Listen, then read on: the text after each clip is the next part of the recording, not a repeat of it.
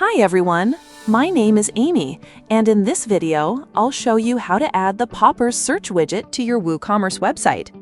A search bar helps visitors quickly find the content they're looking for, making your website easier to navigate and more user-friendly. So let's get started. First, go to your Popper dashboard.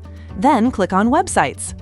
After that, click on Add New Website and enter your WooCommerce website link. Once you've added the link, click on Add Website. Next, go to your WordPress dashboard. In the Plugins section, search for the Popper plugin, then install and activate it. After activation, click on Popper from the left sidebar. Then check your email and click on Save Account Email. Now go to your Popper dashboard.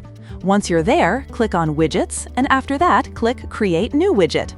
Now search for Search in the widget library and open it.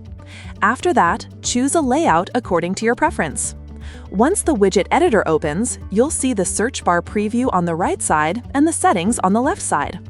In the Content tab, you need to enter the search engine ID and API key. After entering them, click Verify and Save Credential. You can follow the provided steps in the widget to get the search ID and API key. Next, go to the Templates tab. Here, you can choose from different template styles. Then open the Appearance tab. In this section, you can change the background, pop-up background, text color, and accent color. In Search Settings, you can change the placeholder text and set the maximum number of results to show.